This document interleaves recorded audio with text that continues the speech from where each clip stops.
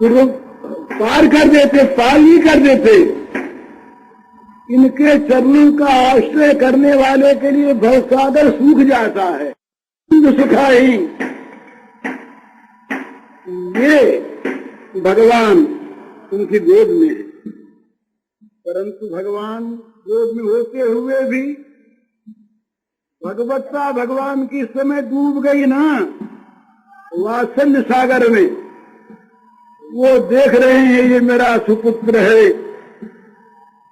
तो इसी चिंता में तो क्या किया, बोले उठा करके यहाँ से यहाँ था, उठा के थोड़ा ऊंचा किया, यहाँ कंधे पर बैठाया, कंधे पर ले लिया श्री कृष्ण को।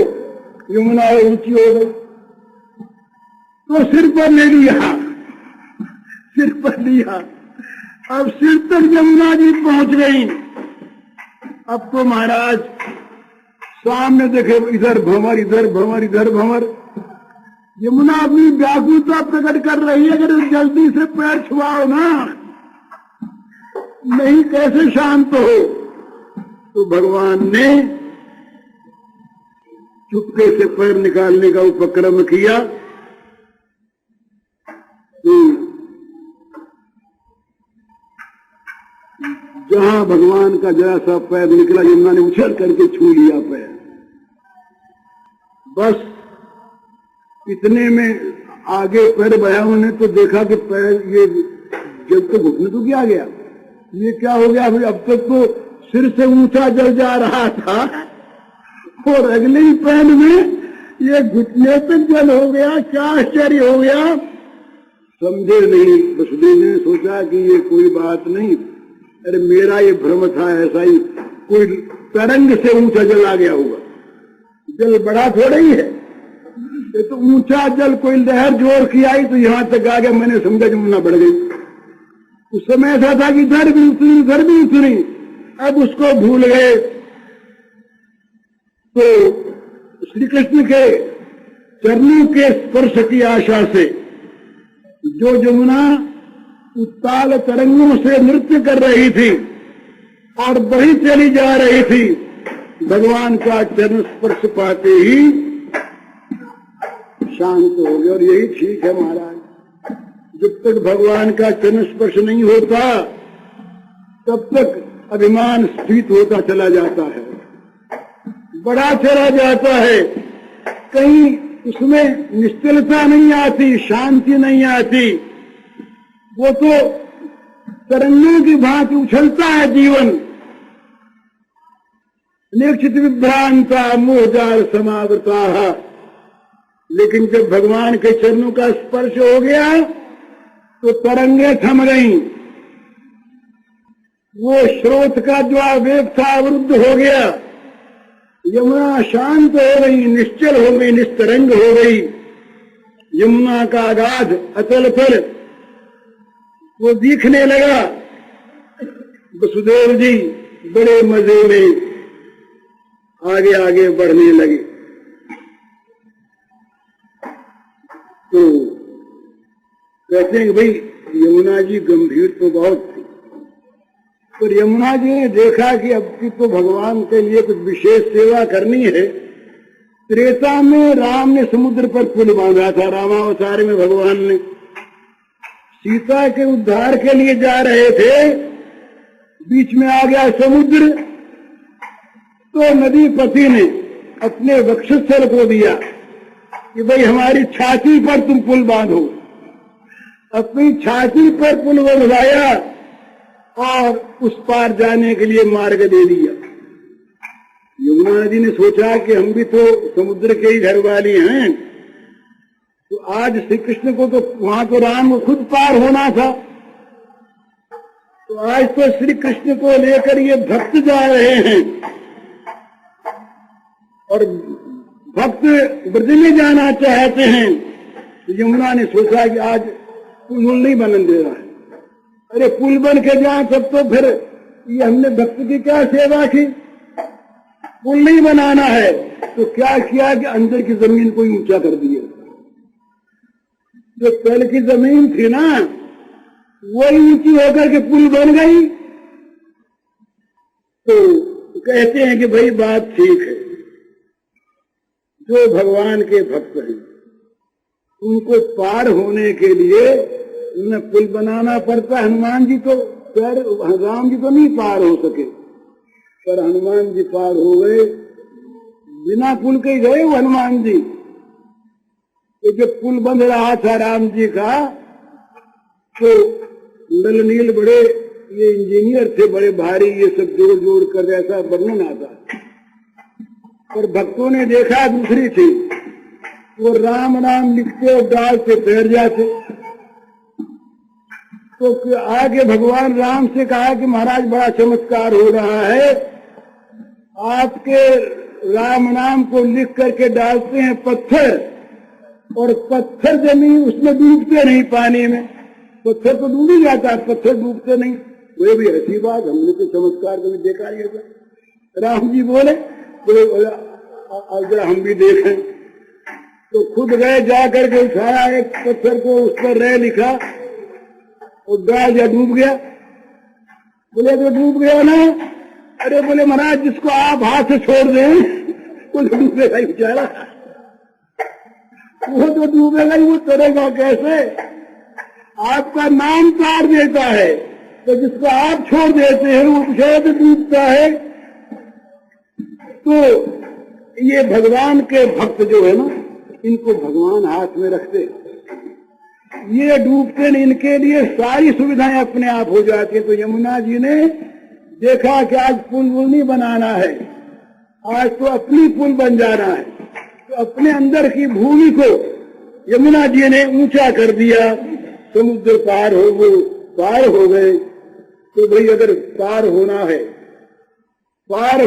तो अपने को भगवान के हाथ में सौंप दो, और भगवान को अपने बक्षस्थल पर बैठा दो, फिर चलो, सारे विघ्न अपने आप हट जाएंगे।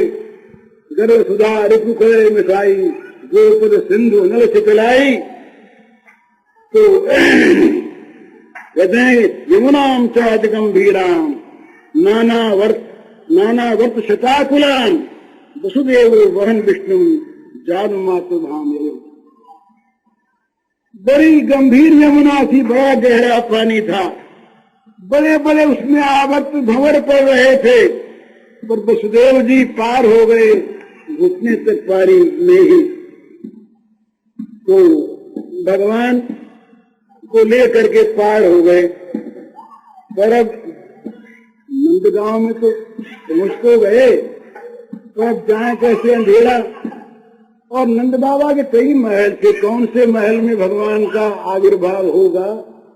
माता जी कहाँ सो रही है क्या पता इनको, रास्ता कौन बतावे? अब रात, ये तीसरी पहर रात की अंधेरी रात, कहीं आदमी दिखे नहीं। तो अब देखा भाई क्या करें, तो भगवान को लिए हुए जा रहे थे। तो यमुना जी ने पीछे से ध्वनि के, बड़ा बड़ी शांत यमुना जी बोली, मधुर बोली, वसुदेव तुम जाओ। भगवान की ओर चलने वाला कभी मार्ग भ्रष्ट नहीं होता। कहीं बीच में भगवान अभिमान को ले लेता है तो गिर जाता है। कहीं बीच में अभिमान को ले लिया कि मैं ज्ञानी हो गया, भक्त हो गया, तो गिर जाता है। और नहीं तो कभी मार्ग से गिरता नहीं, तुम जिधर जाओगे वही मार्ग बन जाएगा। ये दिखना नहीं पड़ेगा मार्ग, तुम्हारे पैर जिधर चलेंगे वही भगवान का मार्ग, वही तुम्हें भगवान को ले जाएगा। तुम्हें खोजना नहीं पड़ेगा मार्ग। अरे जिसने श्री कृष्ण को हृदय में धारण कर लिया वो क्या मार्ग खोजेगा? वो जाएगा वही मार्ग, वो बोलेगा वही शास्त्र, वो करेगा वही लीला। तो तुम तो धन्य हो आज। तो वसुदेव जी को वास्तव में दिशा का ज्ञान है नहीं, बस वो तो श्री कृष्ण को गोद में लिए जा रहे हैं। वहां देखा तो गोकुल में भी सब सो रहे। यहाँ तो योग माया स्वयं आई है ना, वहां तो योग माया तो स्वयं प्रकट हो गई योग माया नंदालय में। तो सब के सब सो रहे। यशोदा मैया को भी नींद आ गई। रात को तो सबको होश था कि शायद आज बच्चा होने वाला और पुत्र ही तो होगा। सब ब्रजवासियों को पूरा ये पता कि पुत्र होगा, इसमें कोई संदेह नहीं। परंतु रात्रि जब आई तो सब के सब सो गए। तो यशोदा मैया रात को जो जागती थी शाम को, तो ये भी सो गई। अब योग माया ने तो योगी माया भी ठहरी ना, सबको मोहित कर दिया। उनको मालूम भी नहीं हुआ कि योग माया जी प्रकट हुई है। योग माया जी बस बिजली की सी उसकी शक्ल, वो अपनी आकर के बगल में सो गई। योग माया सो रही हैं, ये पहुंचे। थोड़ा सा रात्रि का शेष है, वसुदेव जी को लौटना है। सारी व्यवस्था योग माया ने अपने आप कर दी और ये श्री कृष्ण को लेकर के अंदर गए। यहाँ भी किवाड़ सब खुले और जिधर पैर जाओ वही रास्ता, ही तो बात हो ही गई। तो सीधे वे पहुंच गए अंतपुर में नंद बाबा के, और वहां देखा तो मैया तो सो रही है। तो एक विद्युत वर्णी, जिसका बिजली का सा वर्ण है, ऐसी एक बालिका लेट रही है। उसके अंदर छटा से अंग की कांति से सारा सूतिकागार प्रसव गृह चमक रहा है, अंकित हो रहा है, मानो किसी की बाट देख रहा है। कोई आ रहा है, मानो किसी को बुलाने के लिए किवाड़ खुला रखा है और किसी की प्रतीक्षा करता हो। इस प्रकार से वो हो गया। गाय वाई सब सो गई। अब वो यशोदा मैया के पास गए, जाकर के धीरे से श्याम सुंदर को सुलाए दिया और योग माया जी को उठाया। अभी तो सब गाढ़ निद्रा में है और ये भगवान को छोड़ आए। तो फिर किवाड़ ढक गए। जो भगवान को छोड़ दे तो उसका किवाड़ ढकी जाएंगे। फिर बेड़ी पड़ गई, फिर हथकड़ी पड़ गई, फिर पहरेदार जाग गए, फिर वो लोग के किवाड़ लग गए, सांकल माकल सब बंद हो गई। यहाँ की तो कथा यहीं पर छोड़ दें।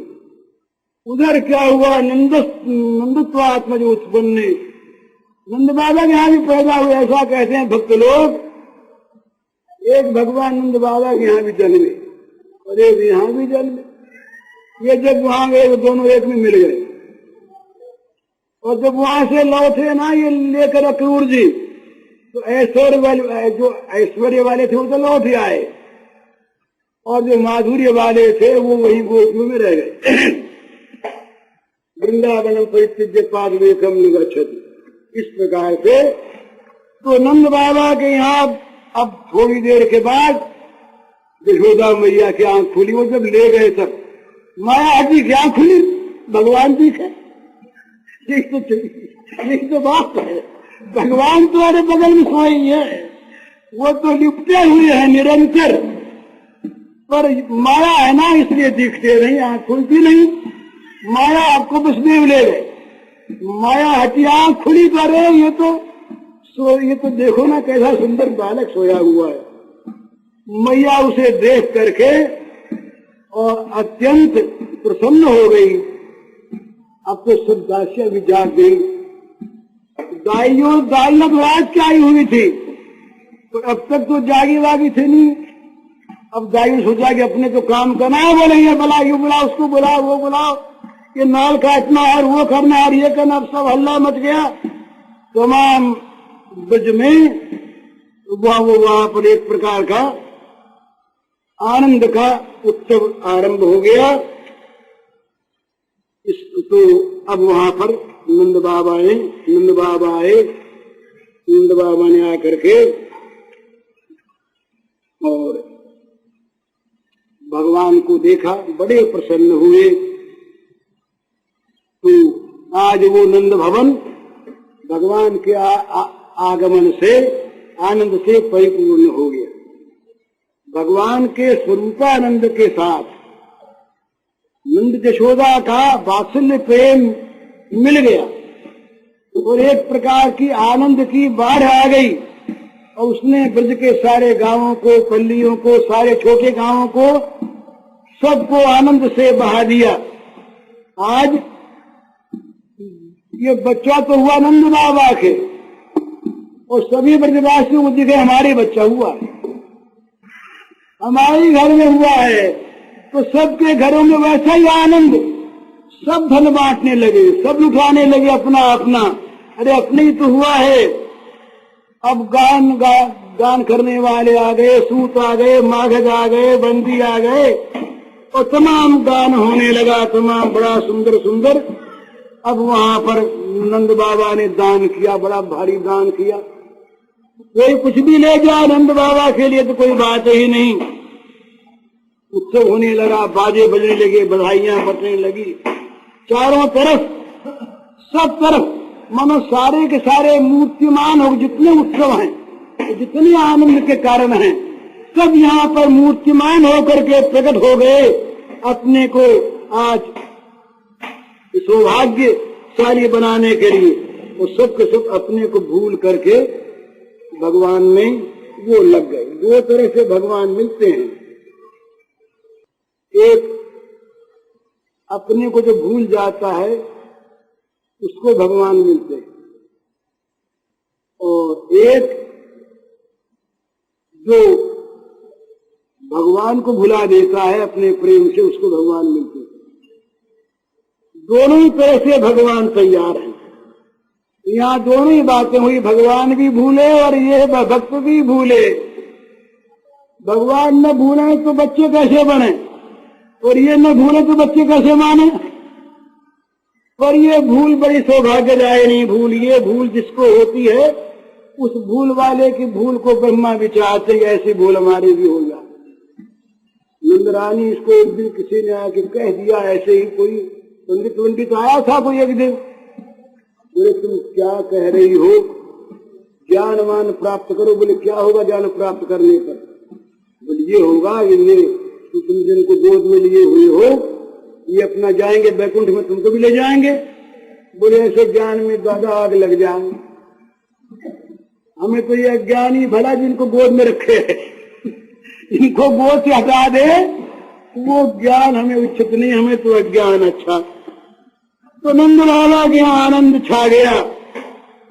अब रात गया था ना, अब वहां जब आनंद आता है ना महाराज, तब ये अंदर का एक उच्छ्वास होता, नसें नाचती, नकली नाच में नसें नहीं नाचती। तो वहां पर बड़े बूढ़े सब के सब नाचने लगे। इन्होंने देखा देवता होने की मौका है ना आज, तो यहाँ कौन देखता कौन नाचता है आज। तो ये सब ग्वाली का वेश धर धर करके सब के सब शिव ब्रह्मा इंद्र सारे के सारे आ गए। शिव नाचे, ब्रह्मा नाचे और नाचे इंद्र, गोकुल में ग्वाले नाचे पा करके गोविंद। इस प्रकार नंद के मंदिर में आनंद का स्रोत बह चला। सब के सब वो दही दूध ले करके हल्दी मिलाई हुई, तो केसर वेसर तो अब चली नकली, हल्दी मिला करके दही में और दूध मिलाकर कुमकुम मिलाया, उसमें कुमकुम मिलाया, गोरोचन मिलाया और ले करके सब भर भर के अब श्रृंगार किया। अब श्रृंगार करने में देर लगे तो बोले चलो ऐसे ही आ गई सही। अरे भाई हमने नहीं किया तो कोई बात नहीं, वहां तो सारा श्रृंगार ही श्रृंगार है। सब चल पड़े ब्रज की ओर, और वो वहां दधी करदम का उत्सव हुआ। अब दधी करदम का उत्सव यहाँ होने की बात है, नकल करते हैं हम लोग, तो न हम नंद बाबा के भावों के हैं न ब्रजवासियों के, नकल है हमारी। भगवान कृपा करे। बोल श्री नंद लाला की जय। आगे बधाइया दे पैया नंद के दरबार,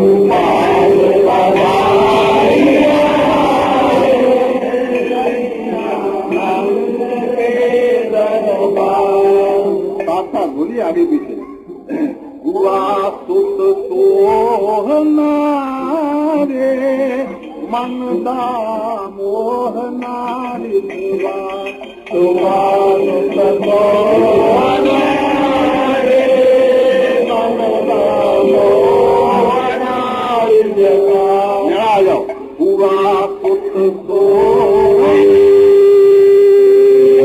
मन दा